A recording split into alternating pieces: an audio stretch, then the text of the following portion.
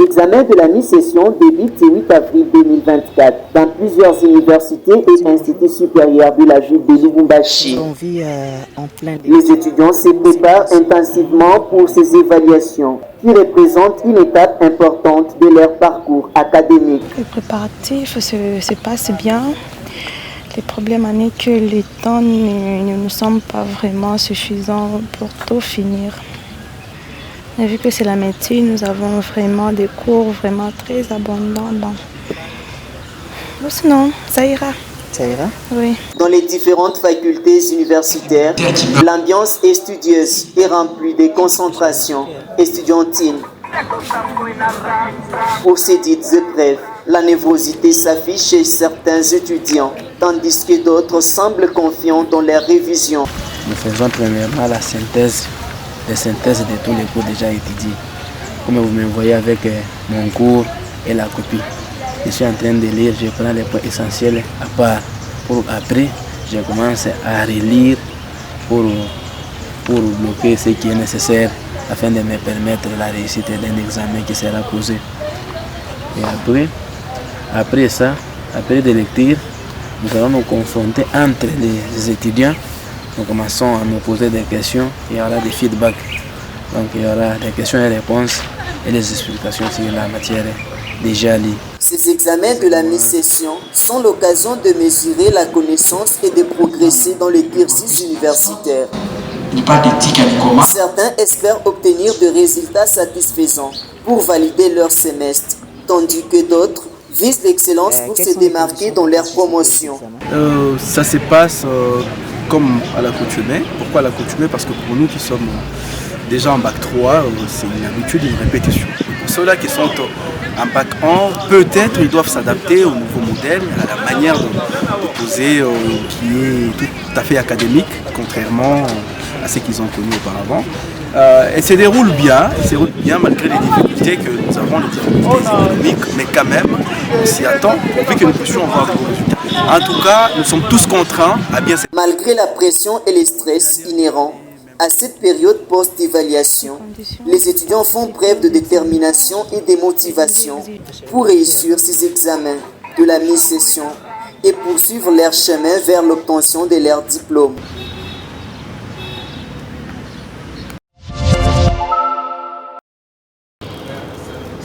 La clôture du symposium organisé par l'Université de Lubumbashi est intervenue ce mercredi 3 avril dans la salle professeur Monseigneur Chibangu Chichiku Tarsis, en collaboration avec la 22e région militaire sous les thèmes défense, sécurité et développement. Grâce à ces assises, les initiateurs veulent créer un espace de paix d'ordre public et le renforcement de la sécurité dans les 4 provinces issues du Grand Katanga. De nos enseignements, notables, officiers militaires, professeurs, étudiants et toutes catégories d'invités sont appelés à travailler pour la culture de la paix.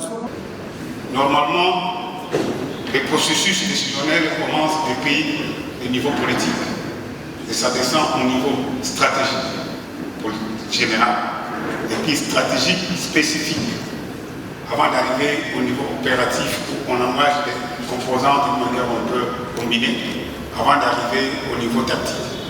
Alors l'anticipation, c'est la recherche des informations, des renseignements qui sont liés au survie de la machine, pour déceler toutes les menaces potentielles.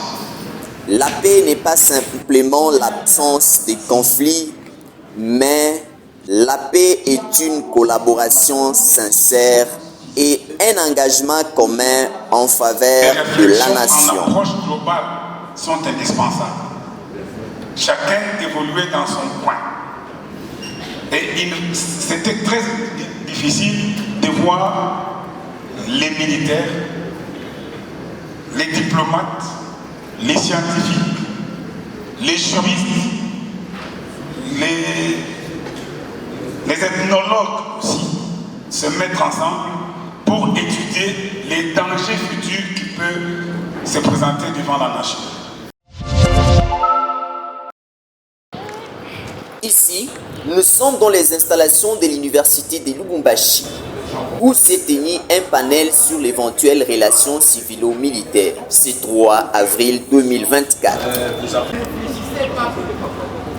Réunissant diverses personnalités venant de 4 provinces du Grand Katanga, Lualaba, Olomami, Tanganyika et Liu Katanga. Les journalistes, membres de la société civile, professeurs et les officiers militaires, dans le cadre de promouvoir les dialogues et la compréhension entre les deux sphères de la société. Moi, ma préoccupation, c'est par rapport au professeur qui a présenté la situation culturelle. Ma question est celle-ci. Nous savons que la conférence de Berlin a séparé les ethnies et les communautés. À tel point qu'il y a des communautés qui sont au Congo et qui sont dans les autres pays. Pourquoi les autres communautés qui sont au Congo ne viennent pas au Congo comme Congolais, au détriment de ceux-là qui viendraient du Rwanda pour le Congo? Renforcer la communication et la collaboration entre les civils et les militaires afin de favoriser une meilleure compréhension mutuelle et une coopération efficace dans les situations d'urgence ou de crise. On est en train de pomper notre pétrole à la hauteur de la mer territoriale de la RDC dans le Rwanda. Et nous regardons impuissants l'Angola en train d'exploiter les pétroles du Congo. Ce qui ne pouvait pas arriver à l'époque.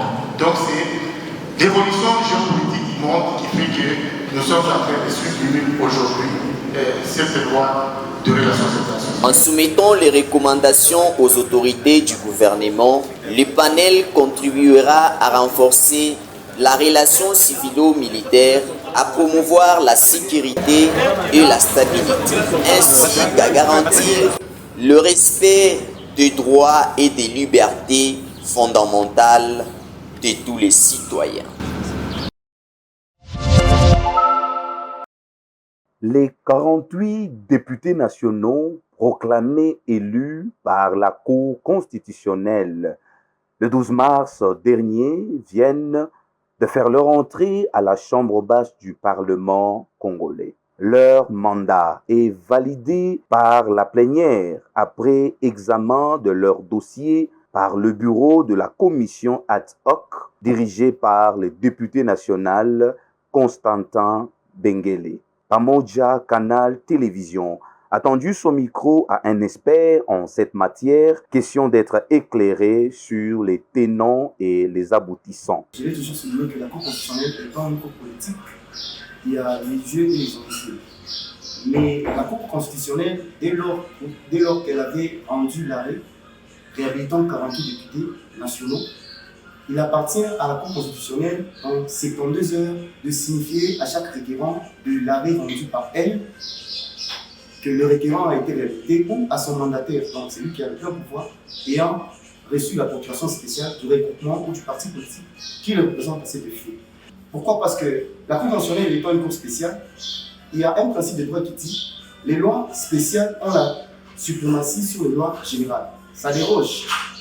Alors, si la Cour parvient à valider à nouveau les candidats invalidés autrefois, cette décision aura l'incidence sur l'Assemblée nationale et le président de l'Assemblée nationale devrait se conformer à cet effet à l'arrêt pour réhabiliter de nouveau les candidats députés ayant été réhabilités par cette Cour. Désormais, ces élus nationaux peuvent siéger valablement en tant qu'élus du peuple de la 4e législature de la 3e. Prouvé qu'il était avec Nanga à Rutshuru. Eric Nkuba Chebandou, alias Malembe, conseiller stratégique et politique de Corneille Nanga au sein de l'Alliance Fleuve Congo AFC, a été présenté ce vendredi 5 avril 2024 à Kinshasa par le porte-parole de FARDC. Il y a des gens que je connais qui qui prenaient. Il a été arrêté dans l'Est par les renseignements militaires avant d'être acheminé dans la capitale où il a été interrogé par le service de sécurité. Le professeur Bob Kaba. Dans sa déposition, ce bras droit de l'ancien président de la CENI a cité plusieurs personnalités, dont l'ancien chef de l'État Joseph Kabila, John Numbi, Joseph Olenga Nkoy, l'ex-député Claudel Lubaya, le professeur Bob Kabamba, l'ancien directeur général de l'OGFREM, Passion Saïba ont également été cités parmi ceux qui ont eu des contacts avec ce mouvement rebelle. Joseph Kabila. Mais nous, au Cornet, Nanga lui-même n'a pas de contact militaire.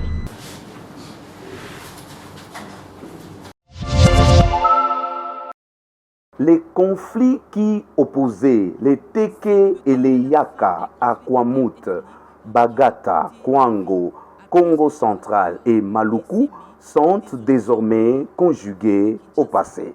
Les deux chefs coutumiers représentant les deux peuples en présence du chef de l'État congolais à la Cité de l'Union africaine ont signé un acte d'engagement pour la cessation des hostilités. La société civile de Lubumbashi, par le truchement de M. Chose Bertin, directeur, team leader de la gouvernance, sécurité et paix dans le Haut-Katanga, salue cette démarche combien salvatrice.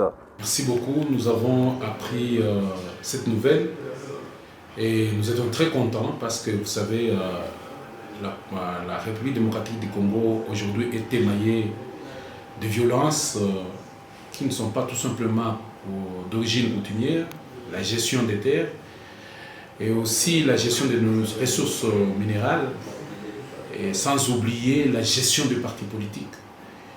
Trop de violence dans un pays qui est grand et cette politique n'arrive pas à faire émerger les pays ou à faire développer les pays. C'est ainsi que le président de la République, comme garant de la nation, a vu que c'était très bon qu'il puisse rassembler tous les deux Nigérians, c'est-à-dire les deux grands chefs coutumiers, pour essayer de les unir et demander qu'ils puissent privilégier la paix, l'union, afin que les pays soient développés ou cette partie de la République qui a traîné avec des violences puisse se développer. Signer un acte, c'est bien, mais arrêter les tireurs de ficelles, c'est mieux à ajouter ce cadre. Il y a un travail qui doit être fait, c'est des tireurs de ficelles. Vous savez que dans notre pays, quand vous voyez des grandes la population en train de se tirer, regardez là en bas. Il doit y avoir des gens qui sont en train de tirer des ficelles. Et il faut les savoir, les identifier pour mettre fin. Il ne suffit pas tout simplement que nos deux représentants puissent signer cet accord, mais aussi il faut regarder en bas qui sont là, qui sont ceux-là qui sont en train de tirer les ficelles. Et couper ces fils-là pour rester libre ces deux grands chefs, afin que ces deux grands chefs rentrent pour amener la paix. La paix étant un facteur très important pour une nation, un peuple, il y a lieu de la chercher à tout prix.